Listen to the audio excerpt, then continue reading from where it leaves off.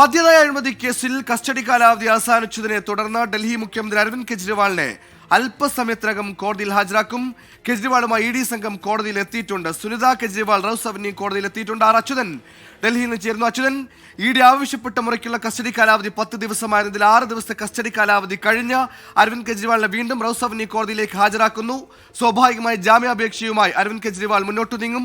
അതേസമയം കസ്റ്റഡി കാലാവധി നീട്ടി ചോദിക്കാൻ തന്നെ ഇ ഡിയുടെ തീരുമാനം. എപ്പോഴേക്ക് വാദം തുടങ്ങും? എന്തൊക്കെയാണ് വിശദാംശങ്ങൾ?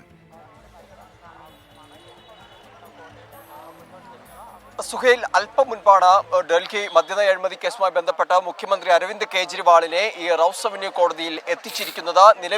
നിലവിലിപ്പോൾ ലഭിക്കുന്ന വിവരങ്ങൾ അനുസരിച്ച് കോടതിയുടെ നടപടികൾ ആരംഭിച്ചിരിക്കുകയാണ്. ഇതിൽ പ്രധാനമായും ഇ ഡി ഉന്നയിക്കുക ഈ അന്വേഷണത്തോട് ഈ 6 ദിവസം ഇ ഡിയുടെ കസ്റ്റഡിയിൽ കെജ്രിവാൾ കഴിഞ്ഞെങ്കിലും ഈ അന്വേഷണത്തോട് സഹകരിച്ചിട്ടില്ല എന്നുള്ള കാര്യങ്ങൾ തന്നെയായിരിക്കും ഇ ഡി ചൂണ്ടിക്കാണിക്കുക. കാരണം ഈ മദ്യനയം രൂപീകരിക്കുന്ന സമയത്ത് ഉപയോഗിച്ചിരുന്ന ഫോൺ അത് സംബന്ധമായ ചോദ്യങ്ങളിൽ അത് മറന്നുപോയി എന്നൊരു ഉത്തരമായിരുന്നു കെജ്രിവാൾ നൽകിയിരുന്നത്. അതുകൊണ്ട് തന്നെ ഈ കേസുമായി സഹകരിക്കുന്നില്ല എന്നൊരു കാര്യം തന്നെ ഇ ഡി മുന്നോട്ട് വയ്ക്കും. തുടർന്ന് കൂടുതൽ ദിവസത്തേക്ക് കൂടി കെജ്രിവാളിനെ കസ്റ്റഡിയിൽ ആവശ്യപ്പെടാൻ കൂടി സാധ്യതയുണ്ട്. എന്തായാലും അത് സംബന്ധിച്ചുള്ള വാദങ്ങളായിരിക്കും ഇ ഡിയുടെ ഭാഗത്ത് നിന്ന് ഉയരുക. മറുവശത്ത് കെജ്രിവാളിന് വേണ്ടിയിട്ട് വാദങ്ങൾ മുന്നോട്ട് വരിക അത് പ്രധാനമായും ഈ അറസ്റ്റിനെ ചോദ്യം ചെയ്ത് തന്നെയായിരിക്കും. നിലവിൽ ഈ അറസ്റ്റും കസ്റ്റഡിയും നിയമവിരുദ്ധമെന്ന് തന്നെയാണ് കെജ്രിവാൾ മുന്നോട്ട് വയ്ക്കുന്നത്.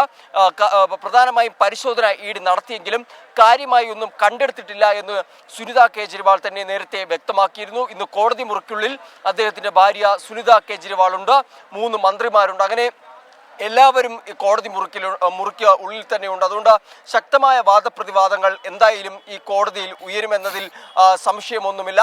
എന്തായാലും 1:45 കെജ്രിവാളിനെ എത്തിച്ചിരിക്കുന്നത്. കനത്ത സുരക്ഷയാണ് ഈ റൌസ് അവന്യൂ കോടതിയുടെ മുൻപിൽ ഒരുക്കിയിരിക്കുന്നത്. പോലീസിന് പുറമെ അർദ്ധസൈനിക വിഭാഗത്തെ വിന്യസിച്ചിട്ടുണ്ട്. ഈ റൌസ് അവന്യൂ കോടതിയുടെ 2 വശങ്ങളിലുമായി ബാരിക്കേഡുകൾ നിരത്തി ഗതാഗത നിയന്ത്രണം കൂടി ഏർപ്പെടുത്തിയിട്ടുണ്ട്. അങ്ങനെ എല്ലാ തരത്തിലുള്ള സജ്ജീകരണങ്ങളും ഈ ക്രമസമാധാന പാലനത്തിന്റെ ഭാഗമായി ഒരുക്കിയിട്ടുണ്ട്. കോടതിക്കുള്ളിലാകട്ടെ നിയമവശങ്ങൾ അല്ലെങ്കിൽ ഈ ഒരു വശത്ത് കെജ്രിവാൾ ഈ ഇ ഡി നടപടിയെ ചോദ്യം ചെയ്തുകൊണ്ട് മുന്നോട്ട് പോകുന്നു, മറുവശത്ത് കെജ്രിവാളിനെതിരായ കൂടുതൽ നടപടികൾ ഇ ഡിയുടെ തിരികെ വരാം. കോടതിയിലെ വാദപ്രതിവാദങ്ങൾ തുടങ്ങുന്ന മുറയ്ക്ക് ഇതേ വാർത്തയിലേക്ക് വരാം. സ്വാഭാവികമായും അരവിന്ദ് കെജ്രിവാളിനെ സംബന്ധിച്ചിടത്തോളം നിർണായകമായ കാര്യങ്ങൾ ഇന്ന് കോടതിയിൽ നടക്കുക. റിമാൻഡ് കാലാവധി അല്ലെങ്കിൽ കസ്റ്റഡി കാലാവധി നീട്ടുമോ, ജാമ്യം കിട്ടുമോ? നിർണായകം. അരവിന്ദ് കെജ്രിവാൾ